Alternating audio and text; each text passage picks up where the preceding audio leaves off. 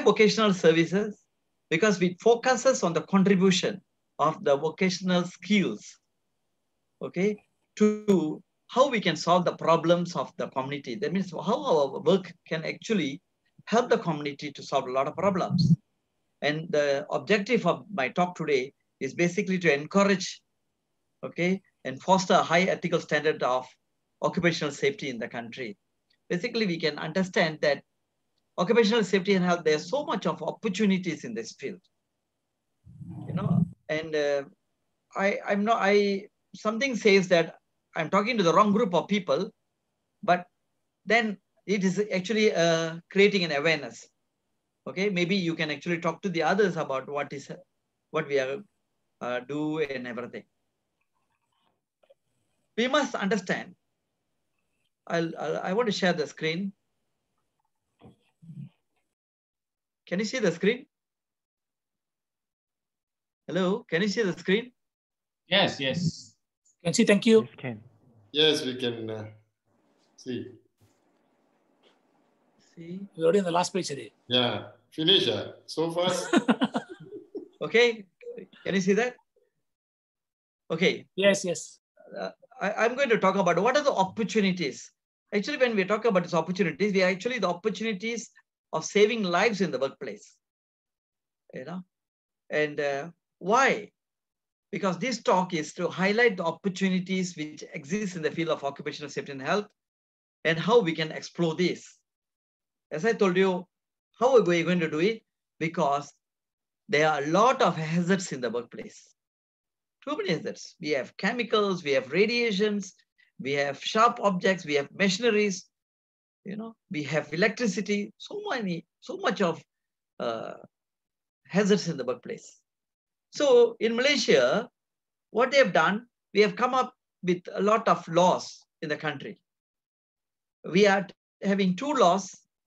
That's one is called the Occupational Safety and Health Act. The other one is called the Factory and Machinery Act. So these are the two laws that which we have.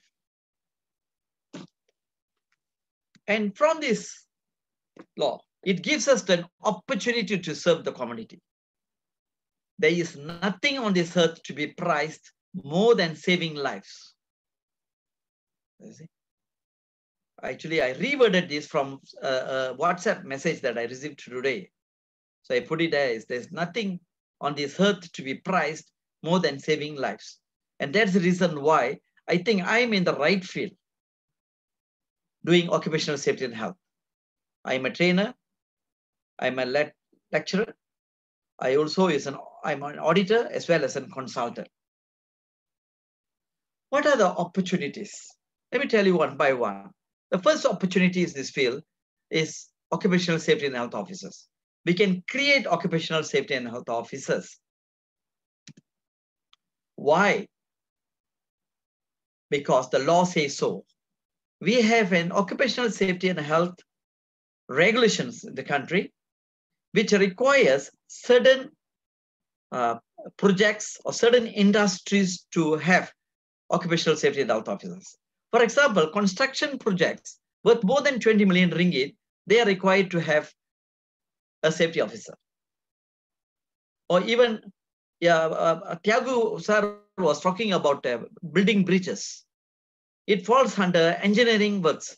So when it comes down to engineering works, if the project's more than 20 million ringgit Malaysia, we require to have a safety and health officer. And also, the hazardous industries with more than 100 workers. What do you mean by hazardous industries? We are talking about chemical factories. We are talking about boiler manufacturers. We are talking about metal manufacturers, metal industries. You know, we are talking about oil and gas, cement factories. All this is considered hazardous industries. In my own words, the law didn't say hazardous industries. They actually have stipulated all these industries. When we have more than 100 workers, we are required to have safety and health officers by law. And other manufacturing concerns, that means other manufacturing areas which is not been stipulated, then when you have more than 500 workers, then we are required to have a safety and health officer. So this gives us an opportunity. Now, what is the job of the safety and health officer? They ensure the organization comply with the act and regulations related to safety and health. In short. So how to comply? We advise the top management on safety procedures. We also talk about other safe systems of work, which should be in the workplace. So this gives us an opportunity to serve the community because we prevent accidents from taking place in this country. The next opportunity I'm going to talk about is chemical health risk assessment. This chemical health risk assessment is required under the law. They call it the Use Regulations 2000. Use means use and standard of exposure of chemical hazardous to health. It's a requirement under this regulation that they should have they should conduct chemical health risk assessment. And who should comply with these regulations? The people who are having chemicals hazardous to health. Most of these organizations, companies, factories, they have chemicals hazardous to health. Even the last opportunity was in Cameron Islands, where a strawberry park was required to do a CHRA. And said, so what is the opportunity for us? We can conduct CHRA by becoming an assessor. Now, what it takes to become an assessor? When you want to become a chemical health risk assessment, you want to go for this course. The cost is about less than 5,500, around 5,500. You are required to sit for about 5 days of training. And the entry qualifications is STPM with some principles in science and polytechnics and engineering can do. Then you can become a assessor. So they call it a CHRA assessor. And what they do, they assess the workplace. They identify the chemical hazardous to health. And then after that, they evaluate the risk associated with the chemicals hazardous to health. And also they need to recommend corrective actions. This report that they submit is valid for 5 years. And all industries, they have to be repeated, this CHRA for every 5 years. And this record has to be kept for 30 years. Another opportunity, they call it the hazard identification, risk assessment, and risk control. What is hazard identification, risk assessment, and risk control? Basically, we do identification of the hazard. What are the hazards in the workplace? Then we do the risk assessment. That means we evaluate the risk. We tabulate the risk and evaluate the risk, and we come up with whether the risk is high or low or medium. And then we also suggest corrective actions. And why we need this to be done? Because under the Occupational Safety and Health Act, it says the manufacturer, so the employer, has to have the evidence of a safe system of work in the workplace. When they talk about safe system of work in the workplace, meaning the minimum they can do is HIRAC, the hazard identification, risk assessment, and risk control. That means HIRAC is actually the heart of safe system of work. On top of that, it's also a requirement by some of the international standard organizations, such as Occupational Health and Safety Assessment Series, or now the latest one is the ISO 45001. It's a requirement that all organizations must have HIRAC. Otherwise, you will not be able to subscribe to ISO 45001. So what are the opportunities and who will conduct it? We can become competent person with lots of knowledge regarding HIRAC. That means you can become a safety and health officer, then you take up a course on hazard identification, risk assessment, risk control, and you can conduct this. And what is the job that we need to do during this time? As I told earlier, we need to identify the hazards in the workplace and then evaluate the risk and suggest corrective actions. This is what we do. And it's a tough job. It's a very tedious job, whereby each and every section, each and every processes need to be identified, that all the hazards in all these processes and workplaces need to be identified. And then only we need to evaluate the risk. It's a very tedious job, but there's a very good opportunity for a lot of people to do. The other one is the examination of local exhaust ventilation. Local exhaust ventilation is basically, we are talking about exhaust fans, maybe. In the workplaces wherever we have chemicals, we need to have local exhaust ventilation. Like something like in the kitchen, we can see the smoke being extracted out of this kitchen. So similarly, for chemicals, we have LEV, that's called local exhaust ventilation. Whenever we have local exhaust ventilation, under the use regulations, 2000, it is required that we need to do the examination of the local exhaust ventilation. And who required to comply with this? Everyone who is having the local exhaust ventilation. That means everyone having the suction for chemicals need to comply with this regulation. And that gives us that opportunity to become a hygiene technician. And a hygiene technician who goes for the course and he gets himself approved by the DOSH and he become a hygiene technician, registered hygiene technicians. The cost, the cost is about 5 days for information. The cost for this training is about 3,880 ringgit. And the entry qualification is just STPM with principles in science or Polytechnic and Engineering certification. So this hygiene technician and the safety officer, all different. Yeah, different. They are all different. Occupational safety and health officer is basically a person who advises the top management on the safe system of work. Whereas the hygiene technician is just a technician who examines. As I told you, what he does is he inspects, he examines, he tests that local exhaust ventilation. Local exhaust ventilation is termed as an engineering control equipment.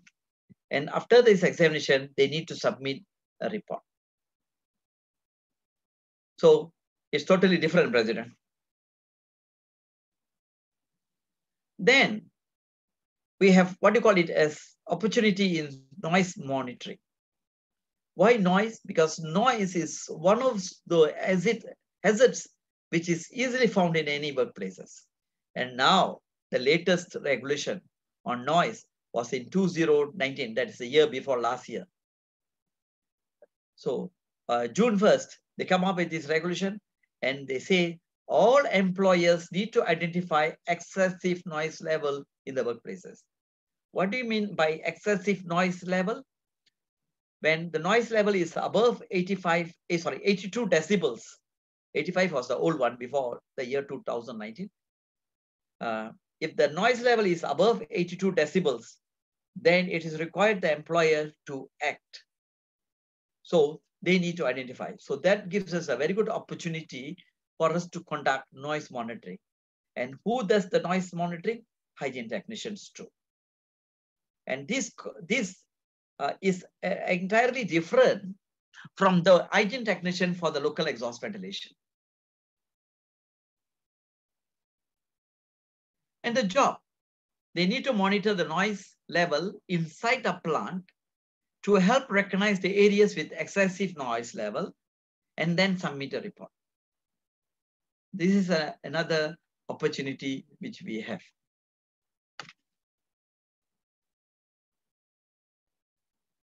Noise is also need to be, noise is need to be also to be monitored at the boundary. Why? Because it's a requirement by the Environmental Quality Act and regulations. This is under the Department of Environment. The others you must understand, it's under the DOSH, the Department of Occupational Safety and Health, under the Ministry of Human Resources. Whereas the Environmental Quality Act is under the DOE, the Department of Environment. And who does the boundary noise level? Hygiene technician too. Same, the noise technician. And what is his job? His job is to monitor the noise level at the boundary during the day shift as well as the night shift. Basically, the objective of this boundary noise monitoring is to ensure the noise from our workplace does not affect any of our neighbors. Then we have air monitoring, and then we also have chemical exposure monitoring. Why? Because again, the use regulations require it. And also, whenever we do the chemical health risk assessment, that is CHRA, and whenever they go and do the CHRA, the assessor will recommend that the air in the workplace need to be monitored. Then we do the chemical exposure monitoring. And that also gives us an opportunity to conduct the air monitoring or the chemical exposure monitoring. They call it CEM by the hygiene technician. This also is a 5 days cost. What is the job that they do? They do monitoring. They use calibrated equipments to monitor the air inside the workplaces. Also, they look for air contaminant, airborne contaminant, such like dust, for example, like cement factories, for example, or metal manufacturers where there's a lot of fine dust flying around, and also for people who are having chemicals. So what happens if you all find this airborne dust, or what is the smell and all that? What do you all do? No, they have got a pallet, a tray for them to take a measurement of the dust for 8 hours. They call it time weight average, and then they will measure the dust, and then they will tell whether there is under the permissible exposure limit or not. The law actually stipulated all the contaminants, and they've given us a permissible exposure level. So what if it's not under the permissible, it's over the permissible level? Then it will be reported to the Occupational Safety and Health Officer, and the Occupational Safety and Health Officer need to advise the management on what are the corrective actions to be taken. And what if and what if he doesn't take after advising, he doesn't take any action? Okay, basically, generally, the penalty is 50,000 ringgit or 2 years imprisonment for the boss who does not comply with this. Who charged that? The Department of Occupational Safety and Health. Oh, I mean, you have the authority to do that? Not we. The Department of Occupational Safety and Health is the government body under the Human Resources. Oh, so you report to them now? Yes. No, the report have to be come in. They will come and ask us. They will come and check us. Okay, you have, for example, you have done the CHRA. Okay, good. They have recommended air monitoring to be done. Have you done? Yes, we have done it. And is it within the permissible exposure limit? No. So what actions have we taken? Suppose that actions we have taken is not adequate. Or if I suppose that no action had been taken, then the maximum penalty is under Section 15 of the Occupational Safety and Health Act. That's 50,000 ringgit or 2 years imprisonment or both. Because why I'm asking, a few months back, or last year in SP, I think Arvind is in all telling Chu also mentioned the area very smelly and something you all mentioned. What was that area? That one is actually under the Department of Environment, because whatever that I'm talking about is under whatever I'm talking now is under the Department of Occupational Safety and Health. If the environment, there's a smell, there's dust, or there's smoke, there's haze, then that falls under the Department of... But that is caused by the companies, isn't it? It's not... Yes, then they have to look for the company, the source of the hazard. Okay, just to give you a little bit picture, President, whatever happens within the plant, within the perimeter, is under the Department of Occupational Safety and Health. Any smoke which has been emitted out of the plant through the chimney is the Department of Environment. Any water which has been contaminated, which leaves the plant out of the drain, out of the fence, is under the Department of Environment, DOE. Similarly, the noise. I told you the noise. Even if you find the source of the cause, you can't take any action. We can report to the Department of Environment and ask them for a feedback. We have got the right as a citizen of Malaysia to officially write to them and tell them this is the problem. Can you please feedback? They will do it. For example, I had that experience of one of the report. The Department of Environment invited me to join in as a panel examiner or investigator, And we took a boat from Sungaptani, the jetty there, and we went through until Pantai Merdeka there, until the Tanjung Dawai, to take samples of water and analyze, because they want some evidences that we have done it. And that was actually complained by the citizen. They do take action. President? Okay. Another one bugging me. Sorry, I'm asking too many questions. Sure, I want this. Nobody's asking except you. Okay, when I very long I didn't go to AIMS. I remember those days when we go to AIMS, there were a lot of flies, And Yes. the reason they gave was there's one company nearby rearing what chicken? Chicken, yes. Chicken farm there. A chicken farm there, and because of that, a lot of flies. So what? I mean, we cannot. That means that particular company, is not taking care of the health and safety issue, lah. You see, the chicken farm, just for that particular problem, AIMS University, the chicken farm was there before the AIMS University was built. Oh, okay. Now, which one need to remove? Now you wanted to remove can, unless that you have got another location. You are providing them another location for them to rent. Okay. And whether that is acceptable to the owner of the chicken farm. But there's another reason why we had problem in AIMS University, the flies and everything, as I know. The Simling area was a dumping ground of all the rubbish. Okay. There is a dumping ground there. The old mine there was actually all the rubbish has been dumped into the mine, and they used it as a landfill. Okay. Okay. Great. Thanks. Thanks, PP Moorthy. Good. Let me continue. And this is one of those things. Then we have what you call it as an ergonomic studies. Now, ergonomic studies. What is basically ergonomics? Ergonomics is actually a study about the human body towards the workplaces, or they call it designing the workplace to suit the worker. So we do the ergonomic studies. Basically, what is the load they're carrying? Is the posture is right? Is the sitting posture right? Is the chairs provided right? And that is part of the Occupational Safety and Health Act. Last time, they were not embarking on this ergonomic study, but because the law says the place should be suitable to the worker according to his physiological and psychological needs. When we talk about physiological, we are talking about his body needs. When we are talking about psychological, we are talking about his mental needs. So we are talking about the law says the workplace must be suited to this. So it's part of the Occupational Safety and Health Act, even though the word ergonomic does not exist in the law book. Also, whenever people have injuries and they are putting some claims to SOCSO, then the SOCSO has got the right to refer this matter to the Department of Occupational Safety and Health, and the Department of Occupational Safety and Health can request the particular company to do an ergonomic studies. Recently, there's one company in Bukit Minya called Amphenol. They have got a problem. They have got a slip disc problem. One of the girls, she was admitted, she claimed SOCSO. So DOSH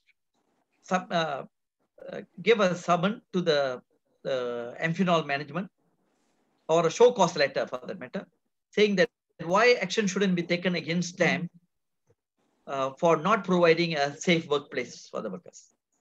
And actually, I'm one of the consultants who was given the task, and I went and did the job, and I found that the slip disc was not caused in Amphenol because it was ergonomically well-designed workplace, but it was from a previous workplace. Actually, it's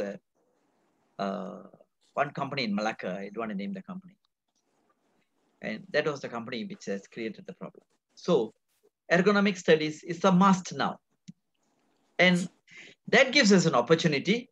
Sorry, they call it a noise risk assessor, sorry. Ergonomic risk assessor. There's a mistake here. So ergonomic risk assessor, we have got initial ergonomic risk assessor as well as an advanced ergonomic risk assessor. Sorry, but the mistake is called noise risk assessor. Now, who conducts the initial ergonomic risk assessment? we can also conduct advanced ergonomic risk assessment. And that gives us an opportunity for anyone who has got some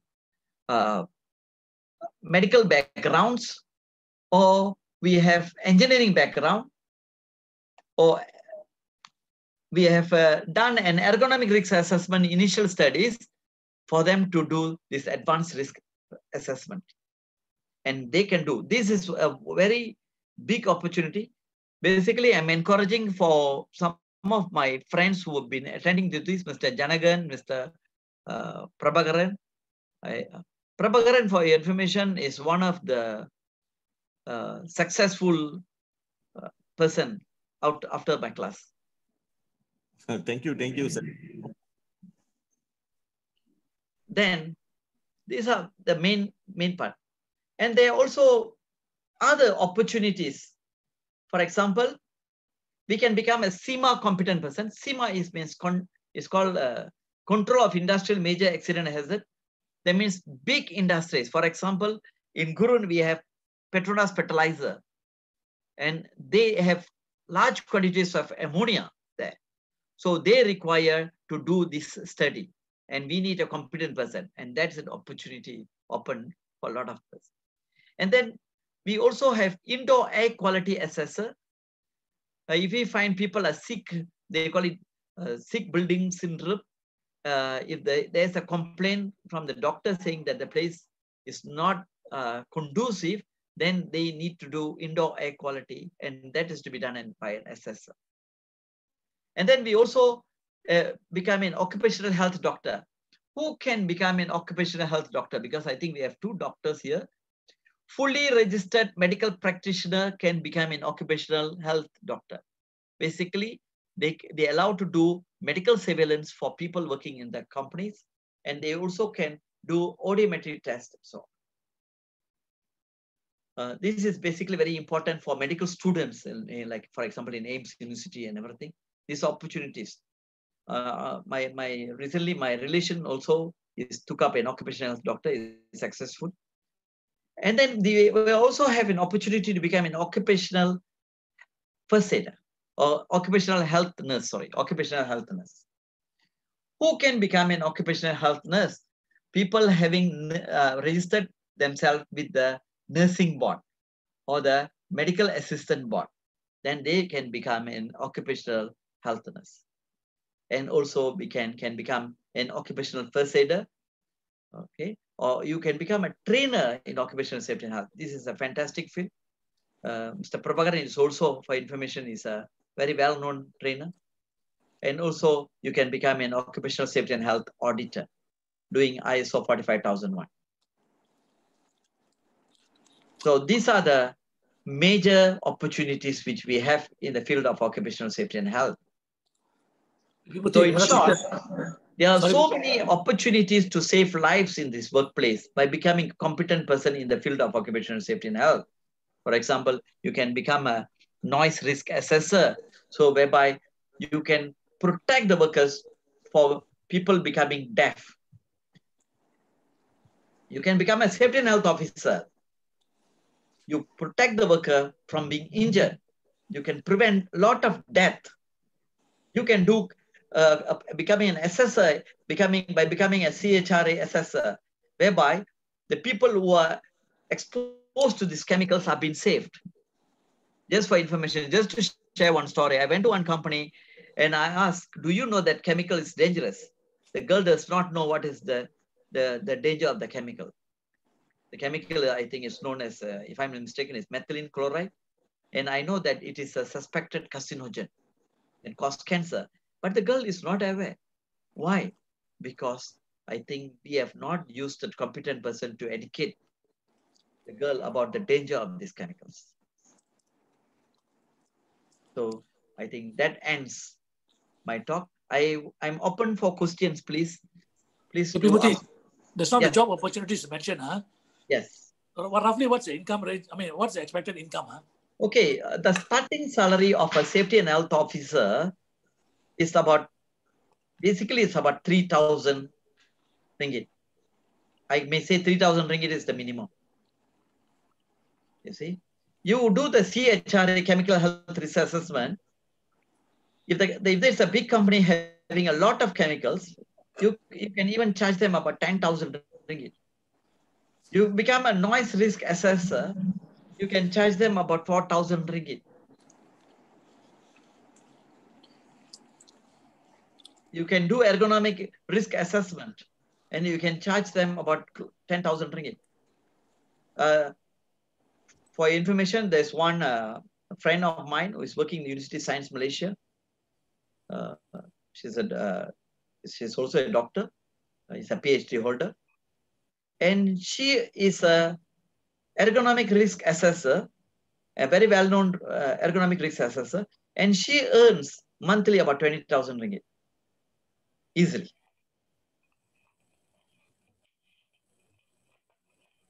So there's a lot of good opportunities. We can elevate our job scopes, our careers to different places, different level. And at the same time, we can serve our community to save lives. Any question, please? I'm open for questions. It looks like only Sarkuru, our President Sarkuru, is asking questions. Yeah, I want to ask some questions, PP Moorthy. Sure, please. Yeah, in my line of work, there's a subject called occupational optometry. Okay. Basically, it actually measures the efficient and the safe visual function at work. For example, efficient in a way like for a workplace, they need to measure the amount of lighting and what kind of lighting for a certain work, so that either it's too dim or too bright, or how often they change the lighting.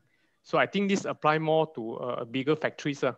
Yes. And safety is in such a way that, for example, some work they might expose to foreign particles, some maybe gas, and some chemical stuff like that. Yes. So how does that, in Malaysia, do they actually emphasize on this kind of things? You're talking about lighting? Yeah, lighting, and that's efficient, and the safety is like the safety goggles, and what kind of safety goggles to the standard of the safety goggles to the certain tasks, like the work.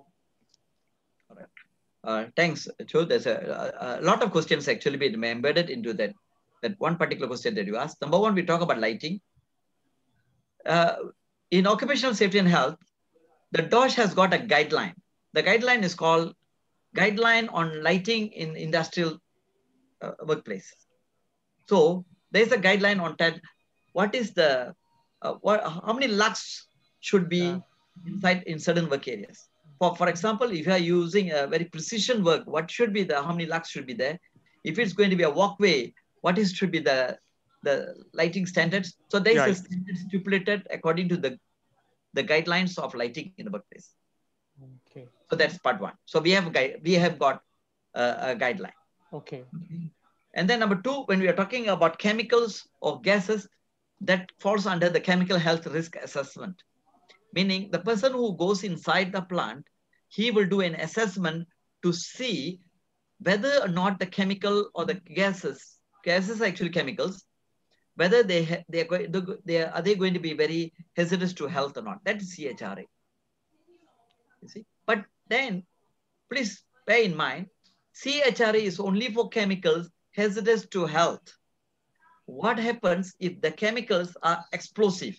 They don't fall under the CHRA, meaning it falls under the main framework of occupational safety and health, because under section 21, it says we need to create a workplace safe when it comes to substances being used in the workplaces. When we use, when we handle, when we store, when we transport substances, there should be a safe system of work. So it falls under the main frame of work if it's going to be an explosive chemicals. Okay. Now, there was another one, third, that you asked. I just let go. There were about three just now. Okay, you're talking about PP. You're talking about goggles and everything. Yeah. All right. We also have guidelines. But if you go down to the Occupational Safety and Health Act, it simply says there must be appropriate personal protective equipment provided to the people facing any hazard. That means when they are exposed to any hazards, there should be an appropriate personal protective equipment. So what is the word appropriate? The suitable. So who knows whether it's suitable or not? Actually, if you ask me, the supplier is the person who can recommend us the right kind of personal protective equipment to be used in the workplace. Not the safety officer, even though he's the person who is going to be saying. So whether it's going to be, there's so many different kinds of goggles, so many kinds of gloves, for example. We got nitrile, we got butyl, we got butyl, so many leather, we have cotton, or different kinds of neoprene, so many different kinds of gloves. So the kind of PPE to be used need to be recommended by the supplier. That is what I will ask, even though it was not in the law, but I will suggest should be recommended. Yeah, But then it should be approved by the DOSH. That means all the personal protective equipment, especially goggles, are to be approved. Whether it's a earplug, it has to be approved by the Department of Occupational Safety and Health. Yeah, because last time our study on these subjects, they have a British standard on with different kind of goggles, and it's very, very strict, and they got a different kind of filter and the material of. So for example, if there's a very minor damage on the goggles, you cannot repair. You have to replace the whole unit. Yeah. So that is very strict. Yeah, it's also in the law. Yeah. Okay. Thank you. Okay. Thanks. Thank you, Joe. Thank you. Very nice question. Very good question. Any more questions, please? Yes. So, can I? Hello. Yes. So you. BKR. So, you just said that it depends on that occupation, those specialists to actually recommend what safety is required. Yeah. Can you hear me? Yes, I can hear you. You're talking about the answer that I given to. Yes, to IPP. I'm just referring to that. So, for example, radiologists, they're exposed to X-ray, and it can also be carcinogenic. Yes. So, okay, apart from the lead aprons and other things and goggles and all that they wear, they have an indicator how many rads they've been exposed to. Yes. So once it goes above an exposure, then they are asked to take forced leave. They are supposed to, because it's a hazard.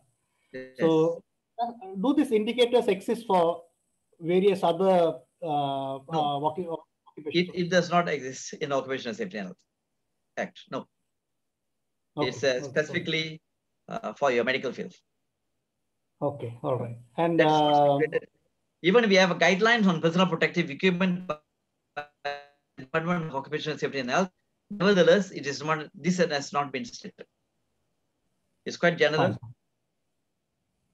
And for example, in our lab, DOSH came and advised that there should be a chimney which takes the fumes outside. Yes. But how do they know that these fumes which goes outside do not affect the others outside? Environment. Okay, there are two parts here.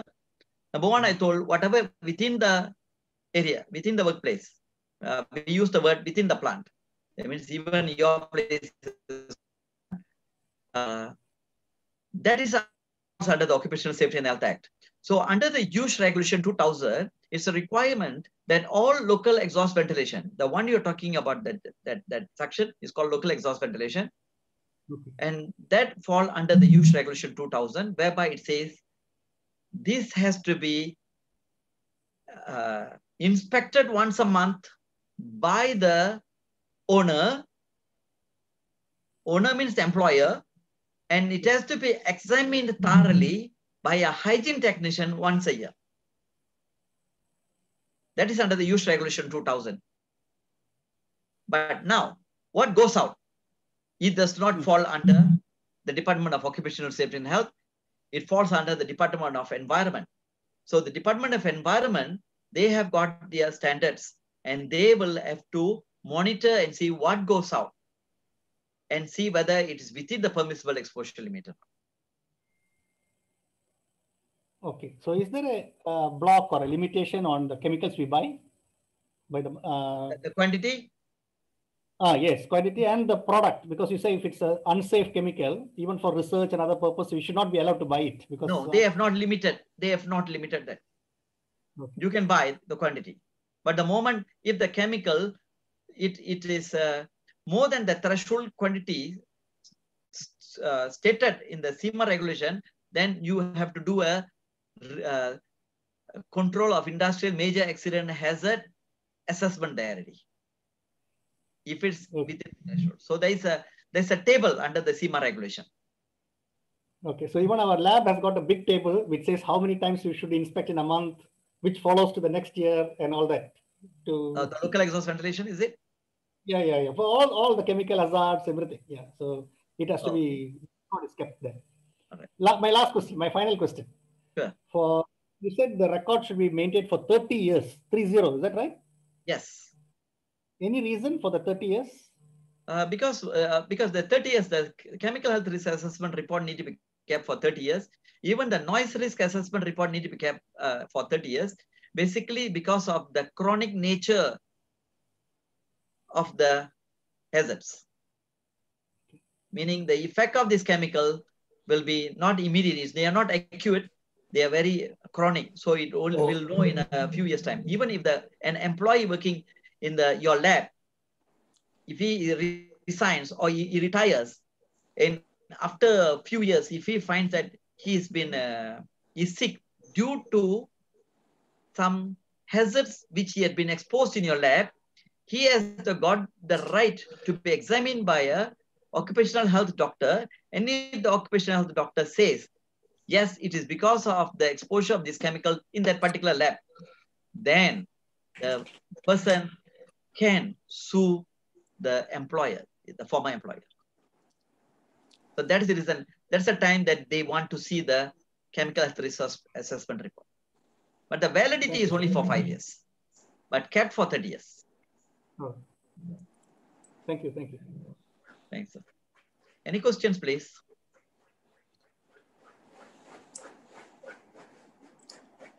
Any questions? If no question, I'll ask the last question. Okay, please, sir. Okay. I'm waiting. You see, just now you said you mentioned a few times that you all have to give you all have to give a report, and then so whatever report you all give, the employer has to follow. But the employer's goal is to make profit. No, sir. Don't get me wrong. Whatever we say, we advise. When I say advise, I can use the word, I can only pull a donkey to the water. Oh, so when you advise, I don't have to follow. As an employer, there can be a chance that you cannot go, because the law says, the Occupational Safety and Health Act, Section 15, it says, the employer have to safeguard the safety and the health and welfare of the employees so far as is practicable. When it says so far as practicable, the term so far as practicable means whether we have got the knowledge of the hazard or not, whether we have got the ways of mitigating the risk or not, whether we have the ways to do it or not, whether can we support it cost-wise, can we finance it or not? Okay, the cost-wise, as an employer, for me, it's going to be very costly to implement all these. What if I don't want to do? If we can actually suggest this to the DOE, and if the DOE is going to accept it, fine. We only advise. And safety and health officers, they keep all the documentation regarding this to prove that they already advised. Otherwise, the employer, they will, during the time of the visit of the DOSH officers, the employer will look at the safety officer. Why? What are you doing? Huh? Ajibuta. So that's what he says. So we have documented evidences to get. Okay, thank you. Monthly report need to be submitted to the employer on whatever advices we have given. Monthly report. Not necessary the employer follows, because as long if we can prove, not necessary, because the chemical that you have measured is below the permissible exposure limit. I don't want to do anything. Fine, no problem. Thank you, PP Moorthy. Any questions, please? No, sir. If there is no questions, okay. Thank you very much, and I wish all the Indian Rotarians and friends. Happy Pongal. And thank you very much for attending this talk. I'm sorry in case I made any mistake during. Thank you very much, Mr. Moorthy. Thank you very much. Thank you. Prabhakaran, thank you, Janagan. Ramya, I want to say thank you, speech, Ramya. Ramya still around? Celebrity. Ramya using Prabhu's technique. Oh, yeah, her connection. She said the connection was a problem. Yeah, that means he's gone to cook. Janagan sir, thank you very much. Thank you, Yes, sir. thank you, sir. Okay, PP Moorthy, on behalf of all the members, thank you very much. Very enlightening talk. We really proved it's a vocational month, it's a vocation talk. It's effective. Thank you. Thank you, sir. Can I add something, please? Please go ahead. Okay, regarding Mr. Rajesh's question just now, he asked about the radiation in the X-ray machines, right? Yes, For radiation, we have a competent person also. Like what Mr. Moorthy mentioned just now, we have a competent person. It's called RPO, Radiation Protection Officers. So these radiation protection officers are registered under the AELB, or we known as Atomic Energy Licensing Board. So they are not under DOSH. Yeah, it's not under DOSH. Yes. No, okay. Just for your information. Yes. Thank you. Thank you. Thanks, Jana. Thank you very much.